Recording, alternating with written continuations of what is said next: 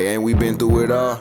Then we sleep on them floors. Everybody we thought we needed, we don't need them no more. Run it up, don't check the score. No, I'm balling no more. Welcome to the first official Market Monday. I know, the game's almost over. I guess you could say college football's around the corner. But I want to start doing this, right? And there's no one who really talks about the market. And I feel like I've showed my knowledge of the market, what to do, what not to do. So I started Market Monday. Let's talk about the expected content schedule first.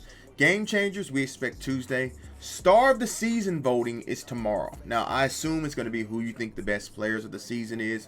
Stories of the week, obviously Wednesday. We have Rewind. Now, I hope Rewind is on Thursday because that means National Championship Volume 2 will be on Friday. And then, obviously, we have Sunday Bowl Legends, right? So, we got a jam-packed week. We're all worried about after the season ends what they're going to do. Doesn't look like they're going to slow down. I guess we'll kind of see after next week, which we obviously have the National Championship by the time you guys are seeing this. Should be live or might have been even over even. But, yeah, man, we got a lot of jam-packed stuff this week. So, let's talk about it. Now, the number one question I've been getting all week, Truth, what are you investing in? Now, there's a couple things, and I'll go through it quickly.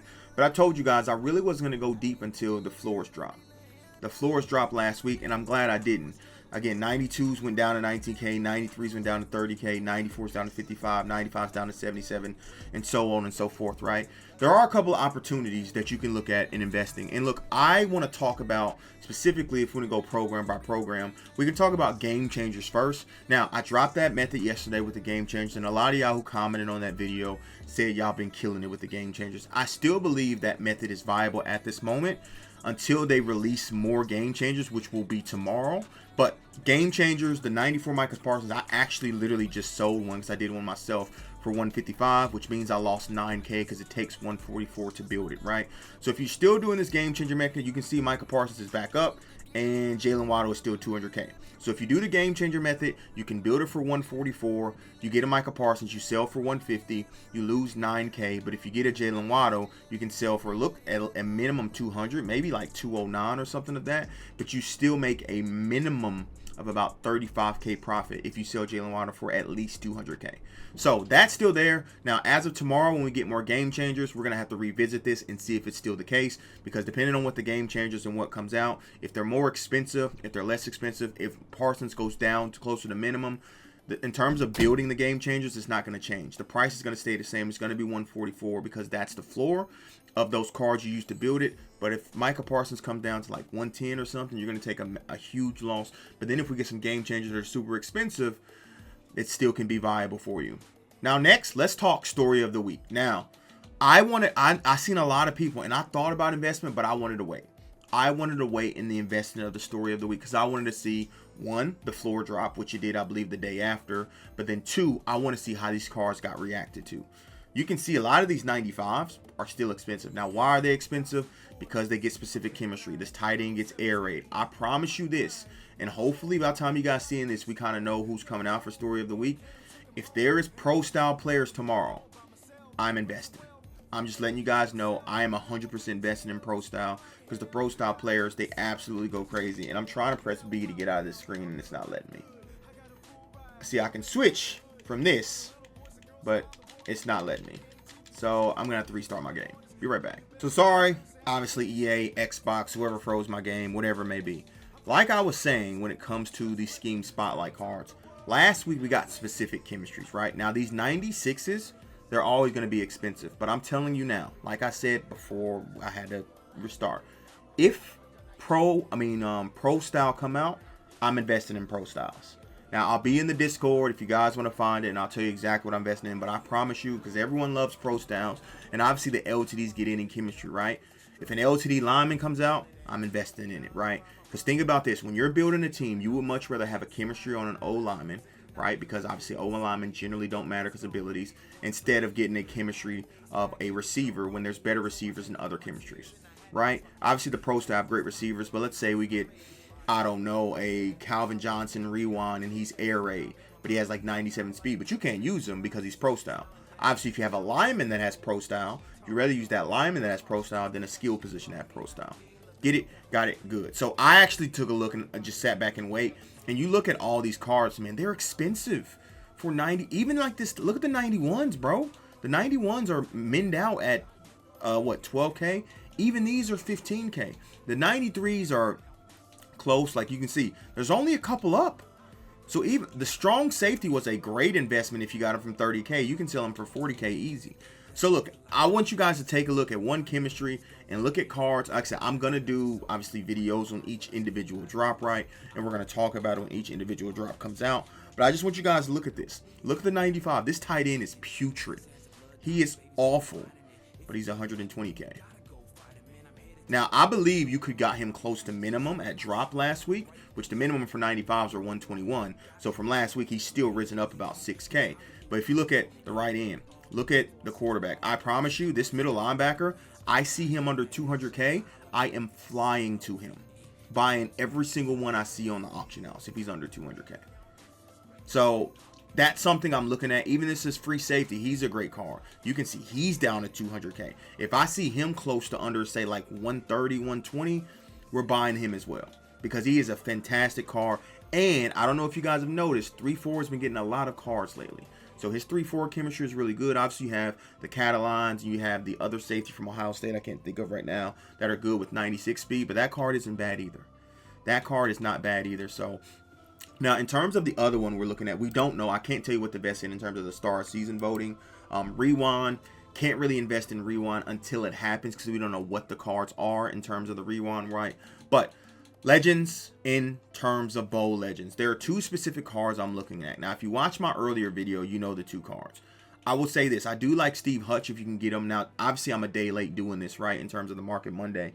I did like Steve Hutch if you can get him at minimum, because at minimum at 47K, there's no risk. And you can see he's already back up to 65K. Probably will get to 70.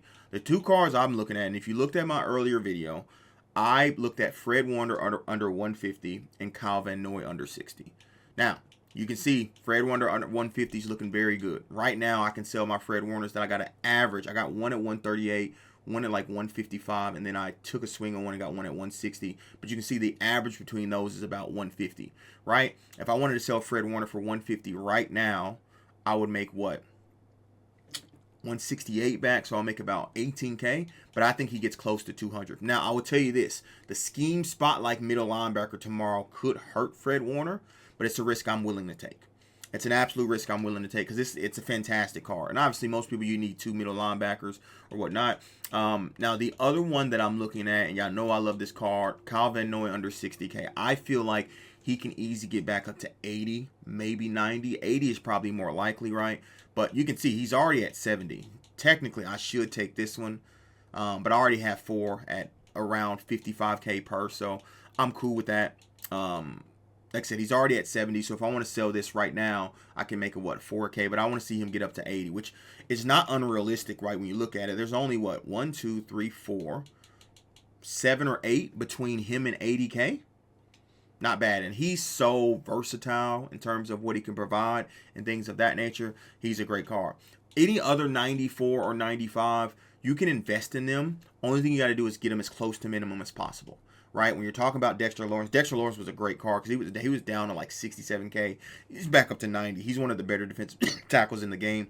Excuse me. So in the future, if you see Dexter Lawrence near that 47K minimum, grab him. You can't lose, right? You can only win. Right, if you get him at 47K and you see him at 60K, flip him real quick. Put him up to 60K, get your 7 to 8K, boom, go back in and reinvest that 47K and do something else. None of these other 94s really jump out to me. There's better cards at their position. Obviously, look, if you see these guys at 47K, grab them because they both quick sell for 95 overall prices.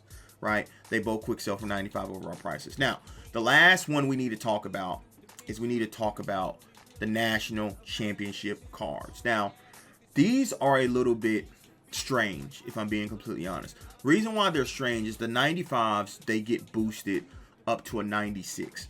As you can see, I got me a Burke, but most of the other 95s are damn near minimum. So, and also with them, I didn't notice a lot of them being pulled because the national championship packs were glitched. You got a lot of 91s. But even these lower cards, so like, to me personally, I'm staying away from this promo unless there's a card that jumps out that's an LTD that's just so much better than the rest of the cards. But me personally, I'm staying away. Yes, my boy Morgan, he has 93 speed. If you want to rock with him, I understand. I get it. But I'm personally staying away because I just don't see much growth in this promo.